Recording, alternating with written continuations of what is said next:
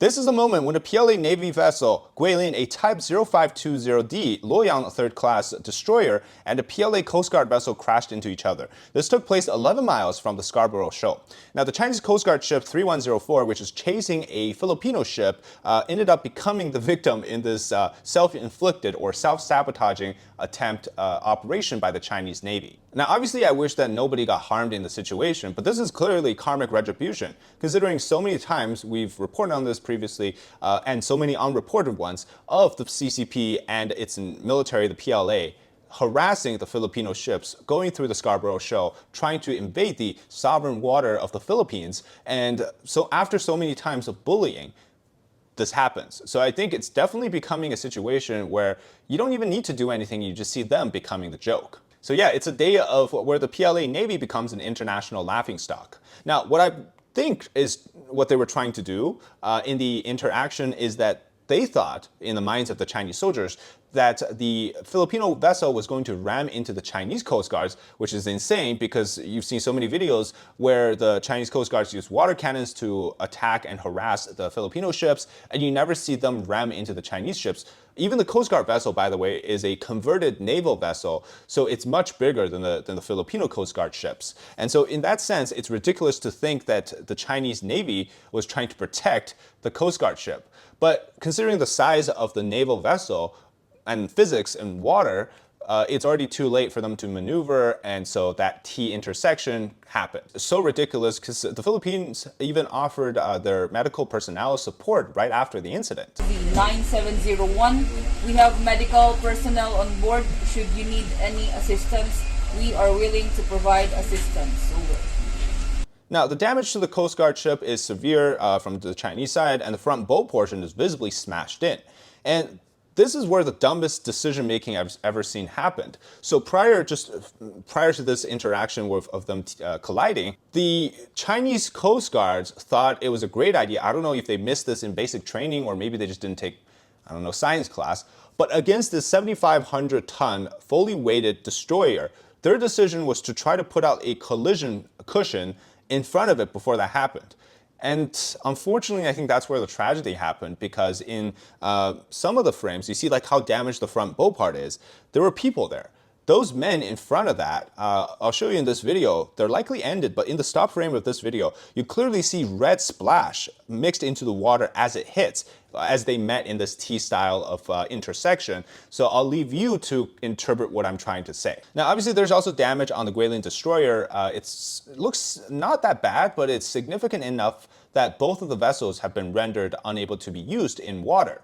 And this is clearly a tragic event for the PLA soldiers who lost their lives, but also at the same time, in Chinese media space right now, there's no mention of anybody who has passed away because of this.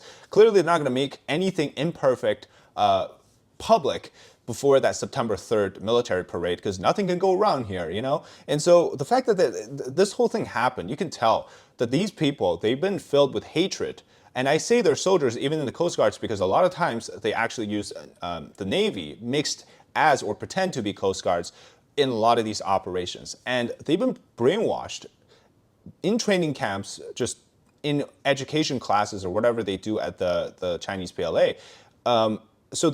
During the beginning of the operation and their mission, they're already filled with this wrong idea of what's really happening. Even though they're the ones who are invading a foreign country's sovereign water space, they think that they're in the right to do that, right? So they don't see it as an invasion. They don't see this as harassment. They, in fact, think that this is all because the enemies, in this case, the Philippines, has done something wrong, and that's how these type of events happen. But of course, the average PLA soldiers' lives aren't that important. It's just the fact that overall the thinking is this way. Immediately, CCP barking dog Hu Xijin posted that the damage should be blamed on the Philippines and threatens that further invasions will be justified because they damaged their own ships. Like, what kind of a delusion is that? What kind of thinking is that? The fact that you are blaming others for your own. It's like you slapped yourself across the face and then you started crying and you're saying, oh, that guy did it to me. Like, what?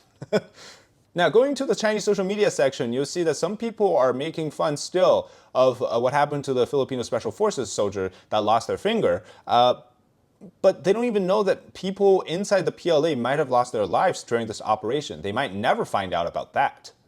Now, obviously, I can't help but laugh at this whole crazy ordeal. It has so much meme potential as well. For example, this one here, it's based on the Gillette Toxic Masculinity ad.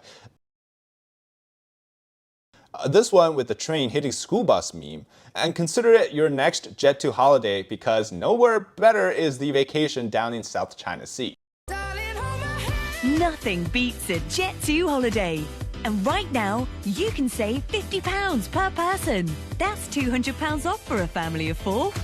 Now, while the world views the PLA Navy as a joke, and the fact that, you know, the boats might be made of tofu-direct material considering how badly they were damaged, this self-sabotage is still being viewed, or at least being told inside China, as the proper strategic professional maneuvers and strategy that they used. 中国海警依法对飞船采取跟监外逼、拦阻管制等必要措施，予以驱离。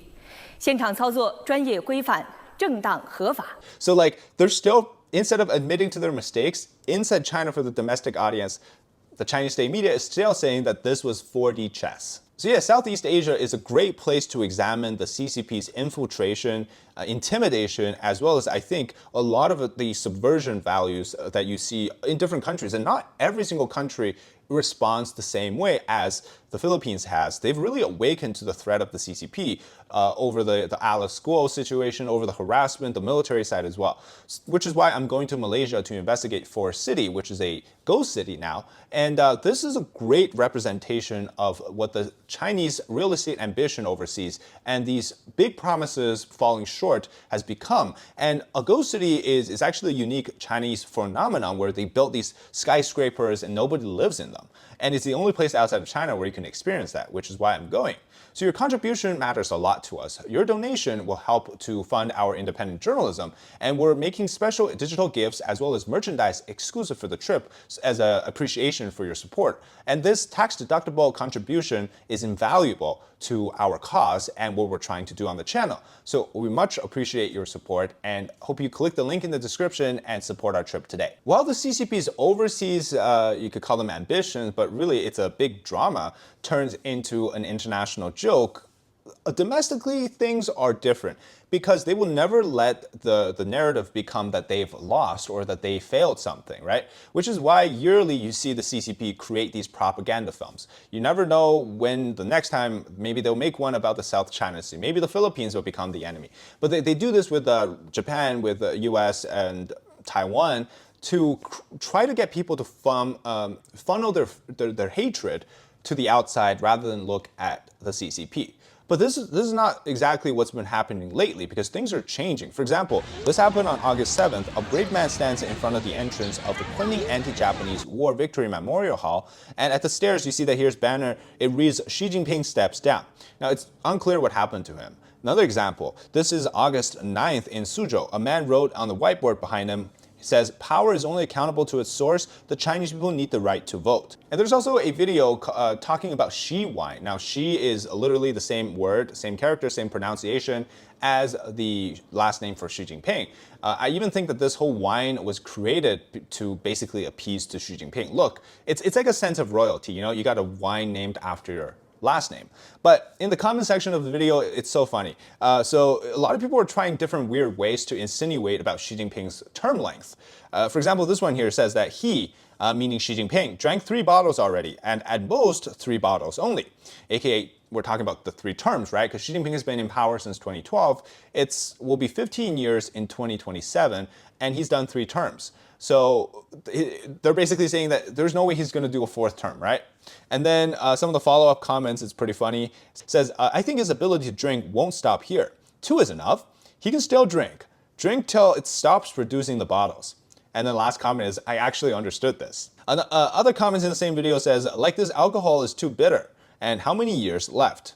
So obviously these type of resistance against the CCP is small, but it's also representative because you do have a silent group of people who don't dare to say stuff in the real world in China, but they will say this on social media comments sections or in other expressive means. And this means that not everyone is still listening to what the CCP is saying, which is again why they need to do these brainwashing movies and propaganda films so much. Because at the end of the day, when things do happen, it's because people are fed up with it. And you'll see this really frequently where whenever there's an international situation that makes China looks bad, on paper, they will turn it around and make it a positive situation domestically, just to try to garner support, right? So in reality, what the Chinese people see as the perspective of what happened versus what is shown in the outside of China space is totally different. And that is why you have to understand, sometimes it's not because people in China don't want to have change or don't want a different leader. It's simply because they're in an environment so depraved of real information that people simply think that it doesn't exist, right? So yeah, that's the situation. Hope you enjoyed the content today. Let me know your thoughts in the comment about this topic, as well as subscribe to the channel and like this video if you haven't already. Thank you so much for your support. Consider donating to our cause, Zephy.com link in the description. Thanks again. We'll see you next time.